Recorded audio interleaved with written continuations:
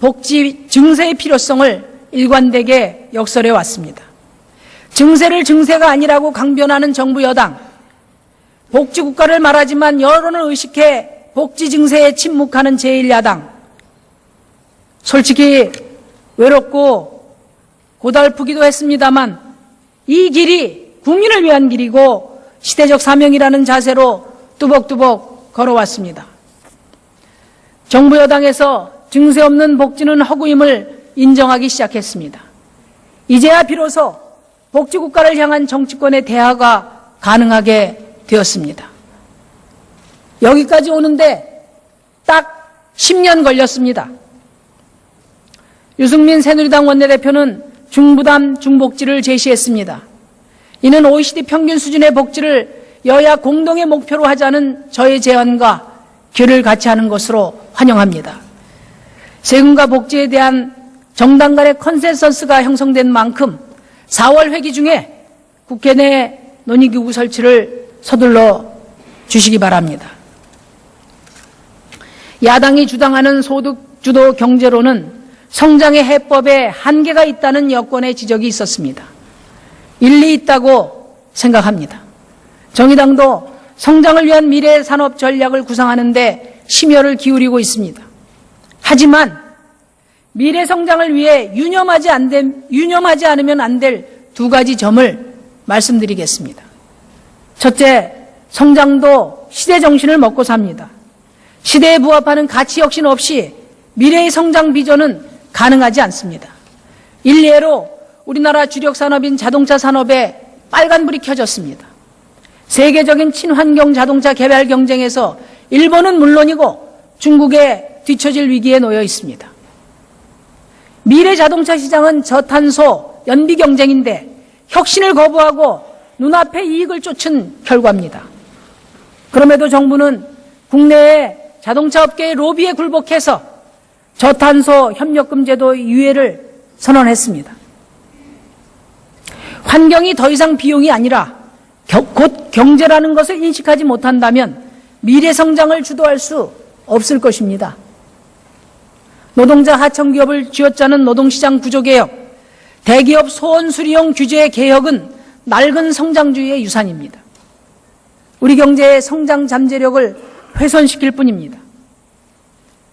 개혁이 기업의 비용 절감 차원이 아니라 이해 당사자들의 소득과 참여의 관점에서 추진되고 또 인간의 존엄성과 생태적 지속 가능성이라는 가치 혁신이 전제될 때 비로소 우리 경제는 새로운 성장의 전망을 열어갈 수 있을 것입니다. 두 번째, 저성장 시대, 특히 양극화가 심화된 오늘의 한국에서는 소득주도 경제야말로 저성장의 늪으로부터 탈출하기 위한 가장 중심 전략이라는 것을 인정해야 합니다. 대기업의 낙수 효과가 소멸된 상황에서 복지 확대, 임금 인상을 통해 아래로부터 경제 선순환을 도모하는 정책이 절실한 것입니다. 산에 오를 때 쓰는 근육과 내려올 때 쓰는 근육이 다른 것과 같은 이치입니다. 저임금 해소를 넘어 새로운 구매력을 창출하기 위해서는 최저임금 1만 원 시대를 열어야 합니다. 노동소득 증가율이 1% 증가하면 GDP 1%를 상승시킬 수 있습니다. 최저임금 1만 원은 중소기업과 골목시장을 활성화하고 고용을 창출해서 서민경제 회복의 마중물이 될 것입니다. 이 플랜은 최저임금 인상으로 인한 중소기업과 자영업자의 부담을 경감시키는 정부의 특단의 대책과 병행되어야 성공할 수 있습니다. 정의당은 카드 수수료이나 자영업자의 금융비용 절감 및 세제 혜택, 그리고 원하청 불공정 거래 개선과 자영업자의 사회보험 부담을 낮추는 등 중소기업과 자영업자에 대한 5대 지원 방안을 제시한 바 있습니다. 정부는 소득주도 경제의 필요성을 말로만 인정하지 말고 정의당이 제안을 진지하고 신속하게 검토해 줄 것을 촉구합니다. 새정치민주연합에게도 제안합니다. 새정치민주연합이 제시하고 있는 생활임금제는 현재 법적으로 보장되는 공공부문 시중노임 단가에 크게 미달할 뿐만 아니라 소득주도 경제 성장을 추동하기에도 한계가 있습니다. 따라서 공공부문에 대해서는 생활임금제가 아니라 시중노임단가 전면 적용에 힘을 모아주실 것을 요청드립니다.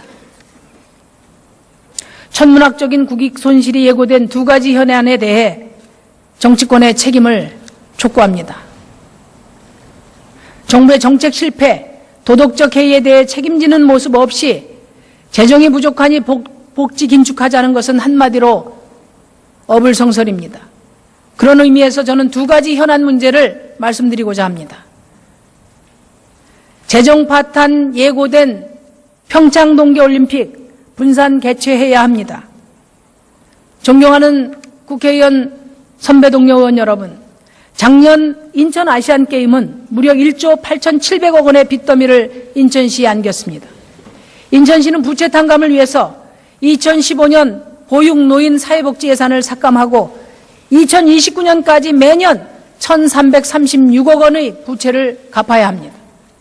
지금 2018년 평창 동계올림픽을 한참 준비하고 있습니다.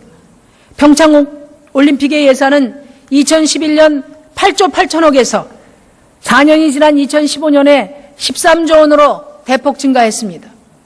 물가 상승과 설계 변경을 고려하면 사업비는 더욱 증가할 것입니다. 2014년 말 현재 2014년 말 현재 강원도 개발공사의 부채를 포함한 강원도의 부채는 1조 5,600억 원입니다. 2018년이면 강원도의 부채는 2조 원에 달할 것으로 예상되고 이는 강원도 도민 1인당 130여만 원에 달하는 빚입니다. 상황이 이 정도면 동계올림픽이 과연 무엇을 남기게 될 것인지, 과연 누구를 위한 것인지 따져봐야 되질 않겠습니까? 2014년 러시아 소치 동계올림픽은 500억 달러의 적자를 기록했고 1998년 나가노 동계올림픽은 17년이 지난 지금까지도 110억 달러 적자에 시달리고 있습니다. 급기야 IOC는 지난 12월에 올림픽 어젠다 2020을 통해서 개최국의 비용 분담을 줄이고 환경 파괴를 줄이기 위해서 올림픽 분산화를 거론했습니다. 그러나 박근혜 대통령은 시간이 없다며 평창 동계올림픽의 분산 개최를 일축했습니다. 대통령이 어떤 근거로 결정했는지 아무도 모르고 담당 공무원들은 분산 개최를 검토하고도 대통령의 말 한마디에 설설기고 있습니다. 또 지역 개발 사업에 반대하는 사람은 낙선된다는 통념에 갇힌 정치는 강원도의 재정 파탄, 민생 파탄이 한눈에 보임에도 국익을 따지지 않고 표만 생각하고 있습니다. 평창 동계올림픽 분산 개최는 경기장을 새롭게 건설하는 대신에 리모델링만 하면 되기 때문에 시간을 단축시킬 수 있습니다. 또 원시림, 가리왕산을 지킬 수 있습니다. 4개 경기 종목만 분산 개최하면 경기장 건설 비용으로 4천억 원을 절약할 수 있습니다. 관련된 도로와 부대시설까지 포함하면 비용 절감 효과는 1조에 달하게 될 것입니다. 존경하는 국회의원 여러분, 호소드립니다. 국회가 책임을 다해서 평창올림픽 분산 개최에 힘을 모아주시기 바랍니다. 마지막으로 5조 1,328억 론스타 소송 대책을 묻습니다. 지금부터 한 달 후인 5월 15일 미국 워싱턴에서는 한국 정부와 론스타가 투자자 국가 소송에 맞붙는 세계 재판이 시작될 예정입니다. 론스타는 외환위기 직후 들어와서 2012년 외환은행 매각 시기까지 4조 6천억이 넘는 돈을 벌어갔습니다. 그런데 이번에는 외환은행 매각 과정에서 한국 정부가 승인을 지연하고 차별적 과세로 손해를 봤다며 투자자 국가 소송을 제기했습니다. 정부를 통해 확인한 바 론스타가 한국 정부에 청구한 금액은 5조 1,328억에 달합니다. 제가 확보한 론스타 소송 관련 자료에 의하면 한덕수, 전광우, 김석동 등 전임 고위경제 관료들이 워싱턴 중재법원에 증인으로 출석할 예정이라고 합니다. 박근혜 대통령께 3가지 요청드립니다. 지난해 9월경 론스타가 청와대에 소송가액보다 낮은 2가지 협상안을 비공개로 제안했다고 하는데 이것이 사실인지, 그리고 어떻게 대응했는지 밝혀주시기 바랍니다. 론스타 벨기에 법인은 페이퍼 컴퍼니입니다. 대부분의 투자협정의 경우 일반적으로 페이퍼 컴퍼니는 혜택의 부인 조항에 의해 보호를 받지 못하게 되어 있습니다. 그런데 2011년 이명박 정부 때 발효된 한 벨기에 투자보호협정에는 페이퍼 컴퍼니에게는 혜택을 주지 않는 이 혜택의 부인 조항이 없습니다. 오히려 워싱턴의 국제투자 분쟁 해결센터에서 소송을 할 수 있도록 하는 론스타에게 유리한 조항이 포함되었습니다. 그리고 2012년 11월 론스타가 ISD 소송을 제기할 때까지 이명박 정부에서는 어떠한 추가 협상도 없었습니다. 누가 봐도 명백히 국익에 반하는 협상이었습니다. 저는 2007년부터 한미 FTA ISD 조항에 대한 우려와 함께 그 폐기를 제기해 왔습니다. 론스타가 ISD 소송을 거론하는 상황에서는 페이퍼 컴퍼니의 문제점을 여러 차례 지적한 바도 있습니다. 박근혜 대통령께서는 새누리당 정권 하에서 왜 이런 매국적인 협상이 이루어졌는지 당시 협상 과정을 철저히 조사해서 국민 앞에 밝혀주시기 바랍니다. 5조 1,328억 원이면 경상남도가 아이들 무상급식을 80년 동안이나 할 수 있는 큰 돈입니다. 정부는 이 엄청난 국민의 혈세가 해외의 투기자금원에 빠져나가 국익이 손상되지 않도록 만전을 기해주기 바라며 그 대책을 마련해서 국회에 보고해 주시기 바랍니다.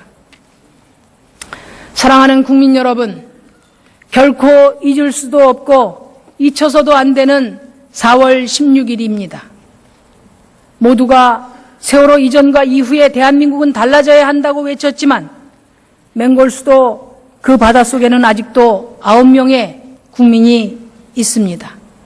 오늘도 유가족과 실종자 가족들은 삭발을 하며 거리로 나섰습니다. 정치인의 한 사람으로 정말 송구스럽습니다. 정부에게 촉구합니다. 4월 16일까지 세월호 특별법 취지에 어긋난 시행령을 철회하고 세월호 인양을 확정해 줄 것을 촉구합니다. 경청해 주셔서 감사합니다. 지했습니다. 이는 OECD 평균 수준의 복지를 여야 공동의 목표로 하자는 저의 제안과 결을 같이 하는 것으로 환영합니다. 세금과 복지에 대한 정당 간의 컨센서스가 형성된 만큼 4월 회기 중에 국회 내 논의기구 설치를 서둘러 주시기 바랍니다. 야당이 주장하는 소득주도 경제로는 성장의 해법에 한계가 있다는 여권의 지적이 있었습니다. 일리 있다고 생각합니다. 정의당도 성장을 위한 미래 산업 전략을 구상하는 데 심혈을 기울이고 있습니다. 하지만 미래 성장을 위해 유념하지 않으면 안 될 2가지 점을 말씀드리겠습니다. 첫째, 성장도 시대 정신을 먹고 삽니다. 시대에 부합하는 가치 혁신 없이 미래의 성장 비전은 가능하지 않습니다. 일례로 우리나라 주력 산업인 자동차 산업에 빨간불이 켜졌습니다. 세계적인 친환경 자동차 개발 경쟁에서 일본은 물론이고 중국에 뒤처질 위기에 놓여 있습니다. 미래 자동차 시장은 저탄소 연비 경쟁인데 혁신을 거부하고 눈앞의 이익을 쫓은 결과입니다. 그럼에도 정부는 국내의 자동차 업계의 로비에 굴복해서 저탄소 협력금 제도 유예를 선언했습니다. 환경이 더 이상 비용이 아니라 곧 경제라는 것을 인식하지 못한다면 미래 성장을 주도할 수 없을 것입니다. 노동자 하청기업을 쥐어짜는 노동시장 구조개혁, 대기업 소원수리용 규제 개혁은 낡은 성장주의의 유산입니다. 우리 경제의 성장 잠재력을 훼손시킬 뿐입니다. 개혁이 기업의 비용 절감 차원이 아니라 이해 당사자들의 소득과 참여의 관점에서 추진되고 또 인간의 존엄성과 생태적 지속 가능성이라는 가치 혁신이 전제될 때 비로소 우리 경제는 새로운 성장의 전망을 열어갈 수 있을 것입니다. 두 번째, 저성장 시대, 특히 양극화가 심화된 오늘의 한국에서는 소득주도 경제야말로 저성장의 늪으로부터 탈출하기 위한 가장 중심 전략이라는 것을 인정해야 합니다. 대기업의 낙수 효과가 소멸된 상황에서 복지 확대, 임금 인상을 통해 아래로부터 경제 선순환을 도모하는 정책이 절실한 것입니다. 산에 오를 때 쓰는 근육과 내려올 때 쓰는 근육이 다른 것과 같은 이치입니다. 저임금 해소를 넘어 새로운 구매력을 창출하기 위해서는 최저임금 1만 원 시대를 열어야 합니다. 노동소득 증가율이 1% 증가하면 GDP 1%를 상승시킬 수 있습니다. 최저임금 1만 원은 중소기업과 골목시장을 활성화하고 고용을 창출해서 서민경제 회복의 마중물이 될 것입니다. 이 플랜은 최저임금 인상으로 인한 중소기업과 자영업자의 부담을 경감시키는 정부의 특단의 대복지 증세의 필요성을 일관되게 역설해 왔습니다. 증세를 증세가 아니라고 강변하는 정부 여당, 복지국가를 말하지만 여론을 의식해 복지 증세에 침묵하는 제1야당, 솔직히 외롭고 고달프기도 했습니다만 이 길이 국민을 위한 길이고 시대적 사명이라는 자세로 뚜벅뚜벅 걸어왔습니다. 정부 여당에서 증세 없는 복지는 허구임을 인정하기 시작했습니다. 이제야 비로소 복지국가를 향한 정치권의 대화가 가능하게 되었습니다. 여기까지 오는데 딱 10년 걸렸습니다. 유승민 새누리당 원내대표는 중부담 중복지를 제시